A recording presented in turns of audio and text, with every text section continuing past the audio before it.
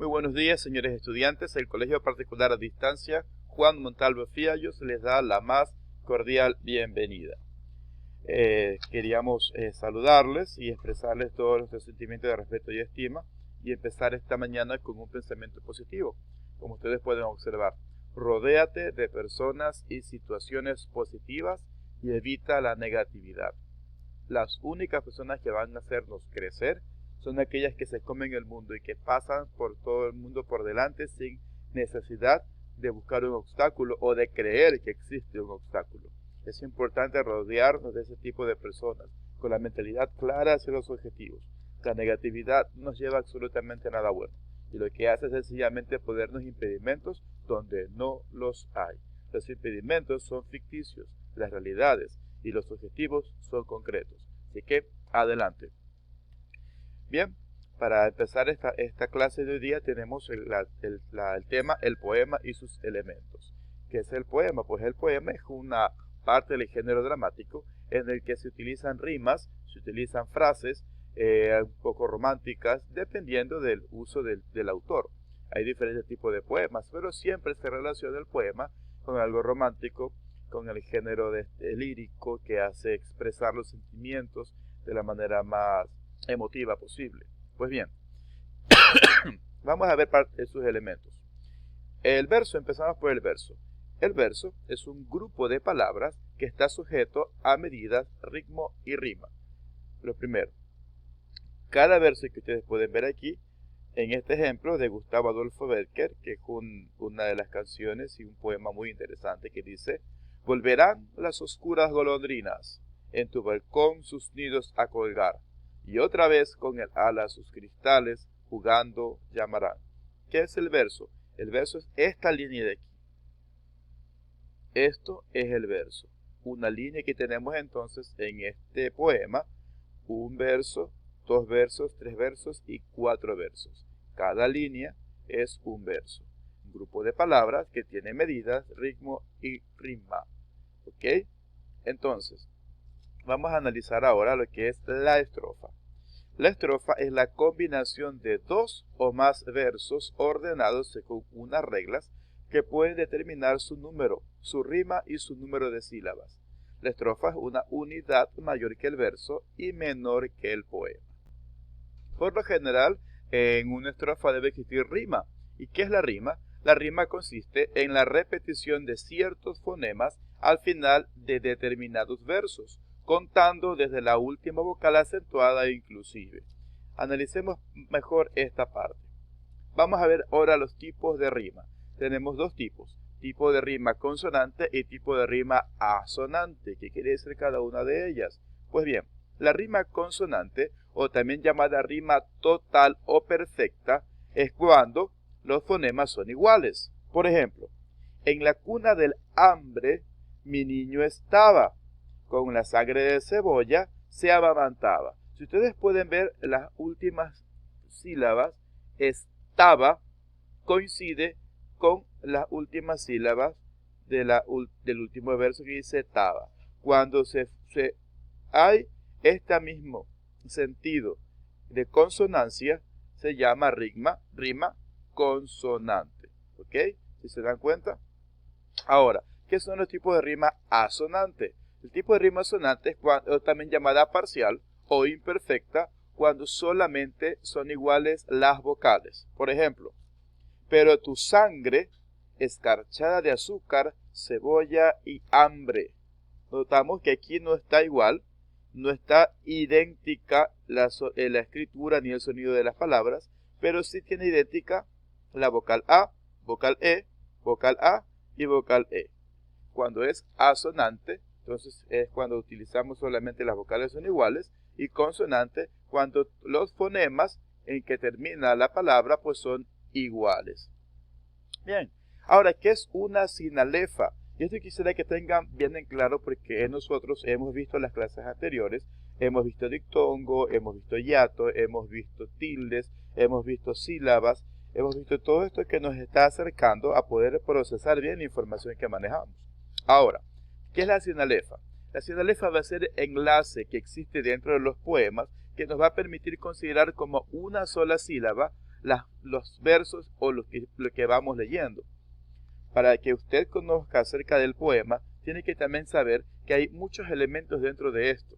Y en este está la sinalefa. Miren, por ejemplo, ya hay 3 tipos. Cuando la última sílaba de un vocablo termine en vocal y la primera del siguiente también sea vocal, hay sinalefa, o sea, unión, una sola lectura. Se forma una sola sílaba, pero solamente dentro de lo que es el poema, no ortográficamente, solo en la lectura o análisis de un poema. Por ejemplo, estaba echado yo en la tierra enfrente.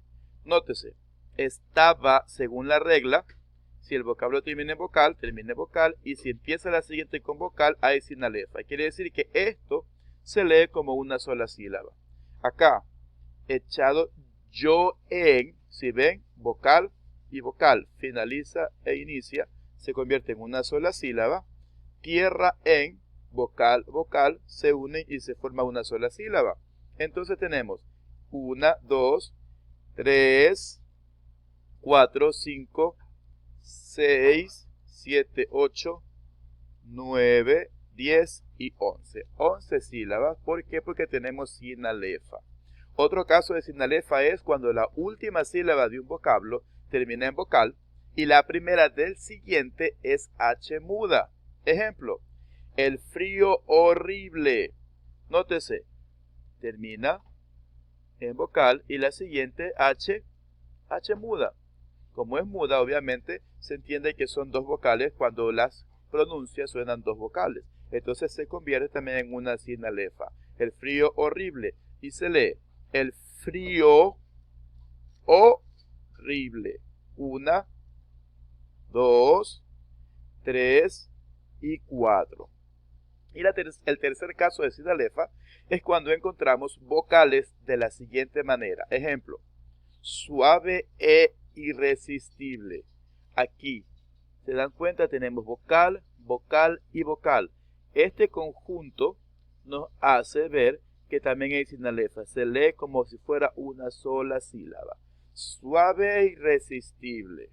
Suave e irresistible. Entonces es 1, 2, 3, 4, 5 y 6. De esa manera se realiza el conteo de las palabras o de las sílabas en un poema. Bien, seguimos. El acento. Para utilizar también el acento tenemos que darnos cuenta de que se marca el ritmo. Debemos tomar en cuenta el acento de las sílabas de la siguiente manera. Si el verso termina en palabra aguda o monosílaba, sumaremos una sílaba. Esto en el momento del conteo. Cuando son palabras agudas o terminan en una palabra de una sola sílaba. Si la palabra contamos y hay 7 sílabas y termina en palabra aguda, vamos a contar una sílaba más. Si es palabra monosílaba, contará como una sílaba más. Tengamos en cuenta esa regla porque vamos a hacer un ejercicio posteriormente. Ahora, si el verso termina en palabra llana, se quedará igual. ¿Ok? O palabra llana o grave es la misma. Acuérdense que vimos eso. Si el verso termina en palabra esdrújula, restaremos una sílaba. ¿Ok?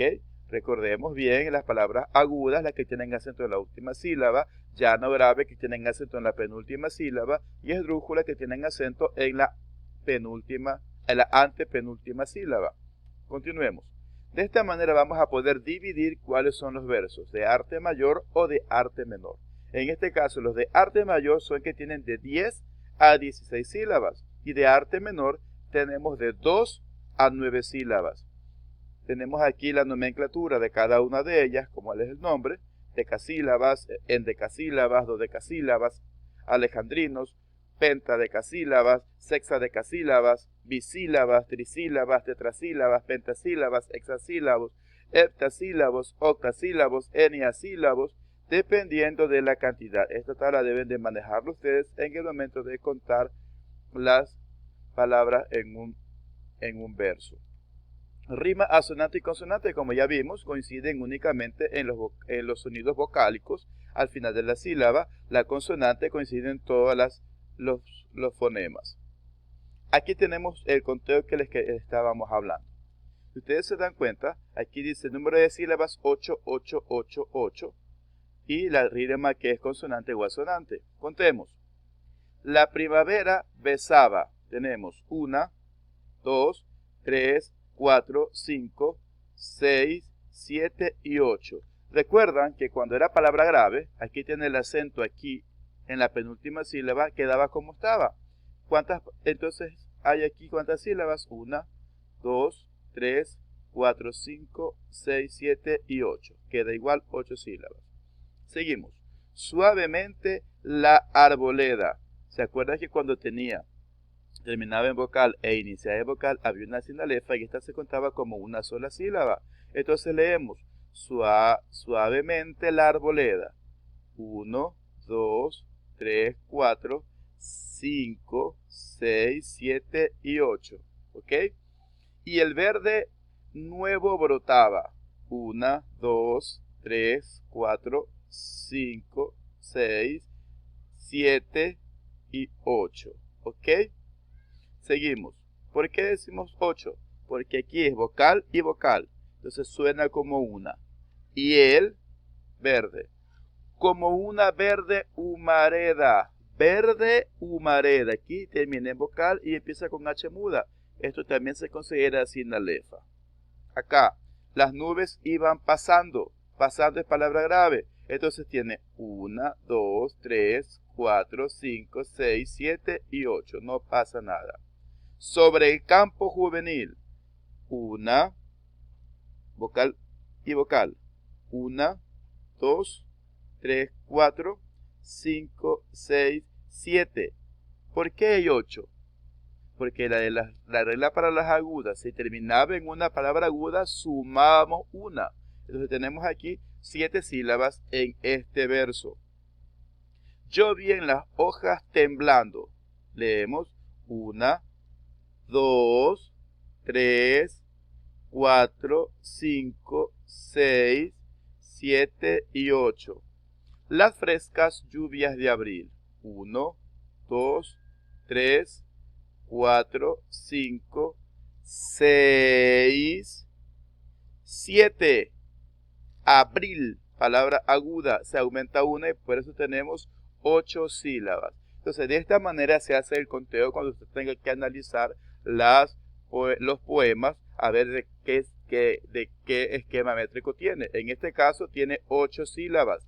Si tiene 8 sílabas, vamos a ver a qué tipo de arte pertenece. Con 8 sílabas, ¿pertenece a arte mayor o arte menor? Arte menor. Aquí está. ¿Y cómo se llama el poema? Tiene octasílabos. Muy bien. De esa manera, pues analizamos la lectura de los poemas. Y esto les va a servir a ustedes. En cualquier momento vamos a mandar una prueba. De hecho, al terminar este video, usted va a recibir una prueba para poder realizar la evaluación del mes. Esperamos que ponga todos sus conocimientos en práctica, que puedan enviar bien desarrollados y que tengan una excelente nota. Pues bien, ha sido todo por el día de hoy en esta clase de los poemas. Esperamos que revisen el video. Tienen alguna confusión, escríbanme, no hay ningún problema, para poder ayudarles de cualquier manera. También se les pide que nos sigan ustedes cumpliendo fielmente con sus responsabilidades económicas con la institución, porque sabemos que pues hay muchas cosas que se necesitan y se deben de realizar a tiempo.